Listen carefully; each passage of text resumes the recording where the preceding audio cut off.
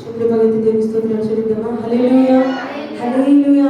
దేవుని పరిశుద్ధ గ్రంథంలో 119వ కీర్తన 169వ వచనం నుండి 176వ వచనం వరకు ధ్యానం చేసి వాక్యంలోకి వెళ్దాం.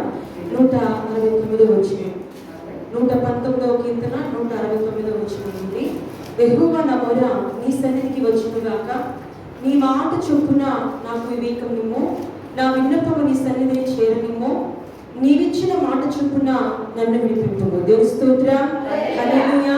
ఇక్కడ భక్తిపరుడు ఒకరు దేవుని ఎదుట ప్రార్థన చేస్తున్నారు. ఇలాగా ఏమని ప్రార్థన చేస్తున్నారంటే, యెహోవా నా మొర నీ సన్నిధికి వచ్చునుగాక, నీ మాట చొప్పున నాకు వివేకాన్ని అనుగ్రహించండి, అలాగే నా విన్నపము నీ సన్నిధిని చేరనిమ్ము. ఏమంటారైనా నా విన్నపం, నేను చేస్తున్న ప్రార్థన ఏదైతే ఉందో అది నీ సన్నిధికి చేరనిమ్ము, నువ్విచ్చిన మాట చెప్పుని నన్ను రక్షించమని దేవుని ఎదుట ప్రార్థన చేస్తూ ఉన్నాడు. మనం చేసేటువంటి ప్రతి ప్రార్థన దేవుని సన్నిధిని చేరుతుందా? ఎలా తెలుస్తుంది? మనం చేసేటువంటి ప్రతి ప్రార్థన దేవుడు ఆలోచిస్తున్నాడా? మనం చేసేటువంటి ప్రార్థన ఎక్కడికి వెళ్ళాలి? దేవుని సన్నిధానం చేరినప్పుడు ఆయన సన్నిధిలో మరి చేసేటువంటి ప్రతి ప్రార్థనకు ఆయన జవాబునిస్తాడు. మనం చేసేటువంటి ప్రార్థన ఆయన ఆలకించి.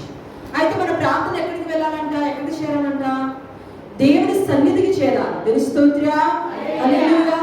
మనం చేసేటువంటి ప్రార్థన ఎప్పుడైతే దేవుని యొక్క సన్నిధికి చేరుతుందో అప్పుడు ఆయన సన్నిధానంలో చేర్చబడినటువంటి ప్రార్థన చేసేటువంటి ప్రార్థనకు దేవుడు సమాధానం ఇస్తాడంట. అయితే ఈ భక్తుడు ప్రార్థన చేస్తూ ఉన్నాడు, నాకు వివేకాన్ని అనుగ్రహించండి. ఒకవేళ నాకు వివేకం లేకపోతే, నాకు జ్ఞానం లేకపోతే, ఇష్టానుసారంగా నేను చేసేటువంటి ప్రార్థన ఒకవేళ నీ సన్నిధిని చేరదేమో, ఒకవేళ నా ప్రార్థన నీ సన్నిధిని చేరకపోతే, నేను చేసే ప్రార్థన నా దగ్గరే ఆగిపోతే ఇంకా ఆ ప్రార్థనకి ఉపయోగం ఉంటుందా చెప్పండి? మనం చేసే ప్రార్థన మన దగ్గరే ఉంటే, మనం చేసే ప్రార్థన దేవుని సన్నిధి వరకు వెళ్ళట్లేదు, దేవుని సన్నిధిలో చేరట్లేదు అంటే జవాబు ఎలా వస్తుంది? రాదు. మనం చేసే ప్రార్థన మన దగ్గర ఆగిపోయేదిగా ఉండకూడదు. మనం చేసే ప్రార్థన మన దగ్గరే నిలిచిపోయేదిగా ఉండకూడదు. మనం చేసే ప్రార్థన దేవుని సన్నిధిలో చేరేటువంటిదిగా ఉండాలి. మనం చేసే ప్రార్థన ఎప్పుడైతే నిర్దోషత్వంగా ఉంటుందో, ఎప్పుడైతే పరిశుద్ధంగా ఉంటుందో, ఎప్పుడైతే నీతియుక్తముగా ఉంటుందో, ఎప్పుడైతే ప్రభు చిత్తానుసారముగా ఉంటుందో అప్పుడు మన ప్రార్థనకి జవాబు వస్తూ ఉంటుంది. మన నోటితో ప్రార్థన చేస్తూ ఉంటాం. ఇదే నోటితో అనేకమైనటువంటి అక్కమైన మాటలు కూడా మాట్లాడే ఉంటాం. అనేకమైన దోషపూర్వక మాటలు మాట్లాడే ఉంటాం. అనేకమైనటువంటి వ్యర్థపు తలపులు కలిగి మన హృదయం నింపబడి ఉండొచ్చు. ఈ లోకంలో శరీరానుసారుడిగా జీవించి చేయకూడనటువంటి వాక్యమైనటువంటి అనేకమైనటువంటి క్రియల చేత మనము శాపగ్రస్తులమై ఉండొచ్చు, పాపస్థితిలో ఉన్నవారు అయ్యొచ్చు, అనేకమైనటువంటి దోషములు మనలో ఉండొచ్చు, అనేకమైనటువంటి బలహీనతలు మనలో ఉండొచ్చు, అనేకమైనటువంటి పాప మచ్చలు మనలో ఉండొచ్చు. అయితే ఆ పాప హృదయముతో, ఆ యొక్క దోష హృదయముతో, ఆ మలినపు నోటితో దేవునికి మనం ప్రార్థన చేస్తే ఆ ప్రార్థన దేవుని సన్నిధిలో ఎప్పటికీ కూడా చేరదు. మనం ఆరాధించే దేవుడు పరిశుద్ధుడు, ఆయన నీతిని ప్రేమించే దేవుడు అంట. దేని ప్రేమిస్తాడు దేవుడు? దేని ప్రేమిస్తాడు? దేవుడు నీతిని ప్రేమించేవాడు, దేవుడు పరిశుద్ధతని ప్రేమించేవాడు. ఆయన నీతి యథార్థత కలిగినటువంటి దేవాతి దేవుడై ఉన్నాడు. అంతటి పరిశుద్ధమైనటువంటి దేవాతి దేవుని ఎదుట మనం ప్రార్థన చేసినప్పుడు మన ప్రార్థన దేవుడు వినాలి అంటే నీతిని ప్రేమించేటువంటి ఆ దేవాతి దేవుని సముఖానికి మన ప్రార్థన ఎలాగ చేరాలంటే నీతియుక్తమైన ప్రార్థనగా చేరాలి. దేవుని స్తోత్రం. నిష్కపటమైనటువంటి పరిశుద్ధమైన నీతియుక్తమైన ప్రార్థనను ఎప్పుడైతే దేవుని సన్నిధిలో మన ప్రార్థన చేరుతుందో అప్పుడు ఆ ప్రార్థనకి సమాధానం వస్తుంది. నీతిమంతులు చేసేటువంటి ప్రార్థన దేవుని సన్నిధికి చేరుతా ఉంటుంది. నీతిమంతులు చేసే ప్రార్థన అన్ని వేళలా కూడా నా చెవులు ఆలకిస్తున్నాయని దేవుడు అంటా ఉన్నాడు. ఏంటంటే నీతిమంతులు చేసే ప్రార్థన అన్ని వేళలా నా చెవి ఆలకిస్తా ఉంది. వారు చేసే ప్రతి ప్రార్థనకు నేను సమాధానం ఇస్తాను. ఈరోజు అనేక మంది ప్రార్థన చేస్తూ ఉంటారు, మనమందరం కూడా ప్రార్థన చేస్తాం. అయితే చేసేటువంటి మన ప్రార్థన ఎట్లా ఉండాలి? నీతియుక్తంగా ఉండాలంటే మనము నీతిమంతులుగా ఉండాలి.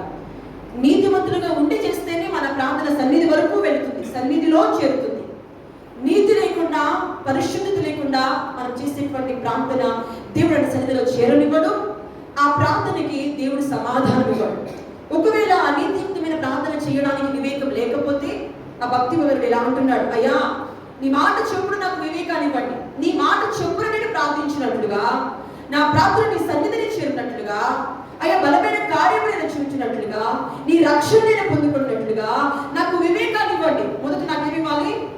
ప్రార్థన చేసే మనకి ఏం కావాలి? మొట్టమొదటిగా వివేకం కావాలి, జ్ఞానము కావాలి, ప్రభు చిత్తము గ్రహించేటువంటి వివేకము మనకి కావాలి.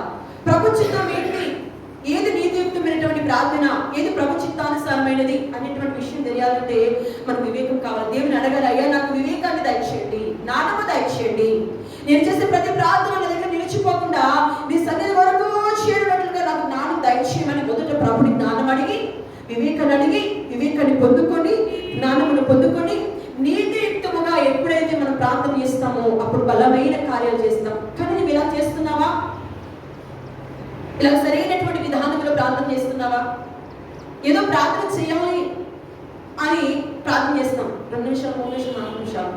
శోధనలో ఉన్నప్పుడు కూడా ప్రార్థన చేస్తాం, ఆసక్తిగా చేస్తాం. చేసినట్టు ఎప్పుడు సమాధానం వస్తా అని మనం చూస్తూ ఉంటాం.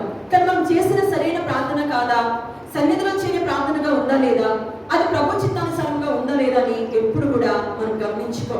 ఒకటి మనం ఇక్కడ గమనించాలి ప్రియ సంగమ, దేవుడు అంటున్నాడు నీ ప్రార్థన నా సన్నిధి వరకు చేరాలంటే నేను చేరనివ్వాలి మొదట అంటున్నాడు ఆయన. అర్థమవుతుందా?